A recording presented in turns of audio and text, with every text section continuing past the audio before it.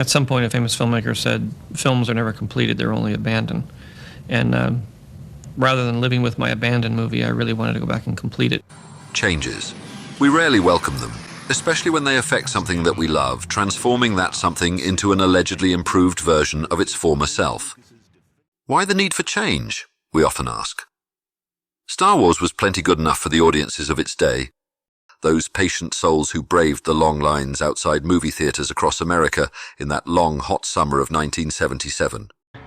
They were rewarded by the thrills and spills of a film that evoked the matinee serials of old, laced with the ancient mythological tales that had stood the test of time and had become part of the human psyche.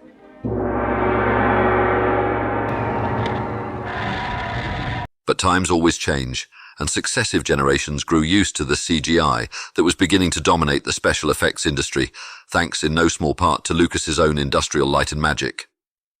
Lucas founded the company in 1975 with the sole purpose of creating special effects for Star Wars.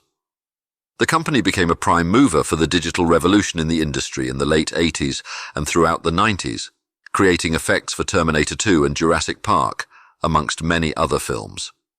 And so it became inevitable that the Star Wars trilogy would have a digital makeover, as documented in the included featurette on both VHS trilogy releases of 1997, My Gold Edition and the widescreen Silver Edition. Am I upset about this 90s update of a piece of cinema history? In a word, no. Part of the reason is that Star Wars, back in 1977, was only of secondary interest to me compared to another science fiction colossus that was released later that year. And that film was Close Encounters of the Third Kind. You can see all of my memorabilia for it, and learn why I preferred it to Star Wars, in my Close Encounters video on this channel. But it too had its own makeover, its own special edition, with added scenes that couldn't be shot for the original because of budgetary constraints.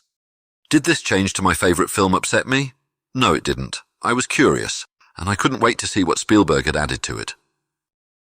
But would I prefer to watch the original version or the special edition? The original every time, but only because it's the version that I saw first and fell in love with, and it's the one that evokes the best and earliest memories.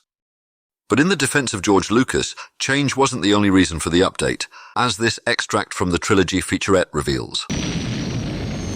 The most obvious thing that's happened is we've gone back to the original negative, cleaned it up considerably, redone a lot of the optical effects, the wipes, the dissolves, and improved the quality of the film because it was deteriorating.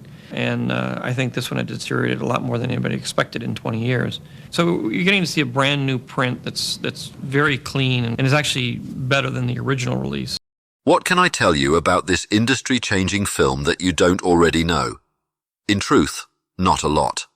But one of the things that I love about research is the chance to watch great videos on YouTube. And in the process of doing that, I've created a playlist of Star Wars videos for you to enjoy, including one from Dan Monroe. To me, you can never replace the experience of the original 1977 Star Wars. So if you thought it wasn't out there, have faith. It is. You just got to dig a little bit for it. And if you're a true old fan of the original Star Wars, trust me, you're going to be glad you did. And a great UK-released documentary by 70s sci-fi boy.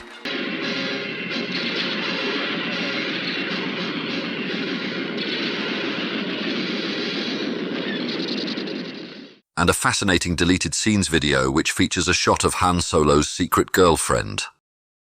And many more videos too. Star Wars was released in UK cinemas in December 1977, but I didn't see it until April 1978. Yes, I was late to the party. Why? Well, in truth, it's because I wasn't a keen cinema goer back then, and I was quite happy to wait until films made their TV debut several years later. But both Star Wars and Close Encounters would play their part in moulding me into a full-fledged cinephile in my teens, and I was a month shy of my 13th birthday when I saw both films on the big screen on a family holiday that April. What impressed me most of all about Star Wars was the believable universe that Lucas had created. Bear in mind that I was bouncing off the science fiction offerings I'd seen so far in the 70s, with their clean, pristine visions of our perfect worlds of the future, where everything runs like clockwork and never ever fails. But the world of Star Wars echoed our own wreck of a world, the one we had to navigate in and negotiate with. A world where vehicles and devices spent as much time breaking down as they did working. In fact, one of my vivid memories from the late 70s is of watching the TV set in horror as flames rose from the back of it. And just what kind of idiot would make one of the hero's space transports a heap of junk? Well, George Lucas was smart enough to do that, and I loved it. It made his fantasy universe so believable to me. But the screenplay, they have so much to say about the dialogue. I started reading, and it seemed to me the dialogue was pretty ropey. Dialogue was a little bit difficult. I remember there was one line that I just begged him to take out of the screenplay, and he finally did. As a 12-year-old, I didn't give a damn about the dialogue. And as an adult, I questioned their judgment on a screenplay that created a catalogue of quotable lines in numbers that were previously unheard of. I class a great movie quote as a line of dialogue that you can reference in certain situations in everyday life. Most films have only one line to fit that description, if any. But George Lucas's screenplay has a multitude of quotable lines to offer us, and probably more than any other. Lucas was influenced, while still writing drafts of his screenplay, by Joseph Campbell's outstanding book, The Hero with 1,000 Faces. The book argued that the hero's journey is a familiar myth in ancient cultures around the world, and has certain events and rules that are common to all of them. After reading more of Joe's books, I began to understand how I could do this. It was a great gift. There's a wonderful life force that comes through, a wit and charm when Joe speaks, that, as wonderful as the books are, don't capture the man. Apparently, Joseph Campbell's work is considered old hat by modern Hollywood, which explains why it can't seem to make a decent Star Wars film anymore. In April of '78, it hadn't been long since I'd seen the classic miniseries Jesus of Nazareth on British screens, which brought to living life the dry biblical texts that we were taught at school, complete with the miracles offered by a Messiah who was capable of healing the sick and of calming the storm. That TV experience, and it was an experience, left me intrigued by the Force, which was a deliberate ploy by Lucas to inspire a sense of spirituality in the young fans that would surely be attracted to his Star Wars universe. But what exactly is the Force? Well, we have Obi-Wan's explanation in the film, and this Wikipedia article on the subject also includes a statement made by George Lucas himself in a production meeting in the late 70s. The act of living generates a force field, an energy. That energy surrounds us. When we die, that energy joins with all the other energy. There is a giant mass of energy in the universe that has a good side and a bad side. We are part of the Force because we generate the power that makes the Force live. When we die, we become part of that Force, so we never really die. We continue as part of the Force. And what exactly is a lightsaber made of? That beautiful blade of light that evoked notions of medieval heroics in us all. We have to consult with Wikipedia this time, at StarWarsFandom.com. The lightsaber, also referred to as a laser sword by those who were unfamiliar with it, was a weapon usually used by the Jedi, Sith, and other Force sensitives. This time, let go your conscious self